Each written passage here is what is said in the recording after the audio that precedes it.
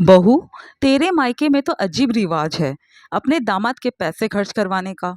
अरे हमारे यहाँ तो बेटी अगर मायके जाती है या वापस आती है तो उसका किराया तक हम लोग देते हैं। तेरे मायके वाले इतने कंजूस है कि 1 रुपया तक नहीं देते। सास बहू को ताना मारते हुए बोली, जो आज ही अपने मायके से पति के साथ लौटी थी। भाभी, अपने मायके वालों को कभी कहती नहीं हो क्या कि कम से कम आपके आने जाने का किराया तो दे दे। यूं भैया के पैसे खर्च करवा कर मजा आता है क्या आपको? अरे पत्नी तो वो होती है जो अपने पति के पैसों की बचत करती है। ननद भी कहा पीछे रहती। उसने भी सुनाते हुए कहा, भाई हम तो हमारी बेटी के ससुराल आने जाने का पूरा खर्चा देते हैं। चाहो तो पूछ लो, ये तेरे सामने ही बैठी है। मजाल है कि दामाद जी के थोड़े से भी पैसे खर्च करवाए हो। हमें तो खुद ही शर्म आ जाती है कि बेटी दामाद अपना पैसा खर्च करके आ रहे हैं। सास शेखी बगाड़ते हुए बोली, अरे माँ रहने दो ना। भाभी के माता पिता कहाँ से खर्चा करेंगे? आखिर एक नहीं, दो नहीं, तीन तीन बेटियां हैं उनकी। आखिर कब तक बेटी दामाद को आने जाने का किराया देंगे? और फिर मन भी तो होना चाहिए देने वाले का। ननद ताना मारते हुए बोली। बहू को सुनते हुए काफी देर हो चुकी थी, पर फिर भी वो शांत थी। पता था कि अगर जवाब देगी तो दोनों सास और ननद उसके पीछे पड़ जाएंगी और फिर घर की शांति भंग हो जाएगी। लेकिन तभी उसका पति भी वहां आकर बैठ गया। उसके वहां बैठते ही सास ने कहा, और बेटा कैसी रही तेरी ससुराल की विजिट? इस बार भी ससुराल वालों ने खाली हाथ भेज दिया?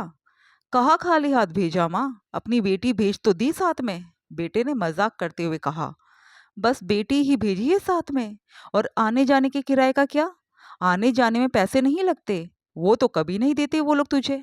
सास ने कहा, अरे माँ आने जाने का किराया वो लोग क्यों देंगे? अपनी बेटी दे दी वही बड़ी बात है।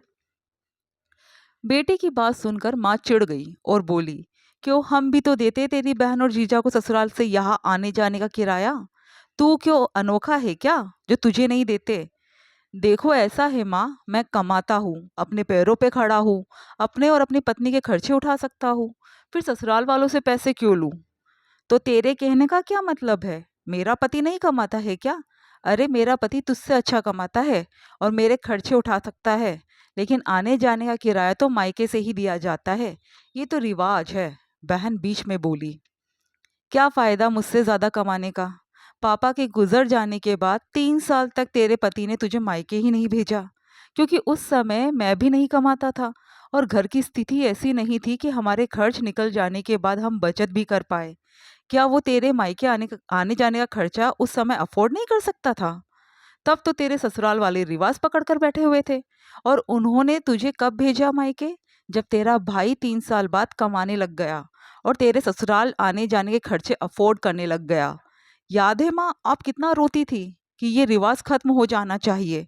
तो आज जब आपका बेटा इस रिवाज को नहीं मानता तो आपको तो खुश होना चाहिए। आपकी बहू के मायके वाले ये खर्चे अफोर्ड कर सकते हैं, पर आपके बेटे को उनसे खर्चा लेना मंजूर नहीं। आखिर मेरा भी स्वाभिमान है। मैंने अपनी माँ को रोते देखा है अपनी बेटी से मिलने के लिए, सिर्फ इस वाहियात रिवाज के कारण। तो आइंदा मत कहिएगा आप लोग कि बहू अपने माता पिता से आने जाने का किराया लेकर आए। इसके पति की औकात इतनी छोटी नहीं है, वो इसके खर्चे उठा सकता है। आखिर बेटे का जवाब सुनकर माँ की बोलती बंद हो गई। ना ही बहन कुछ कह पाई, पर पत्नी को अपने पति पर गर्व जरूर महसूस हुआ।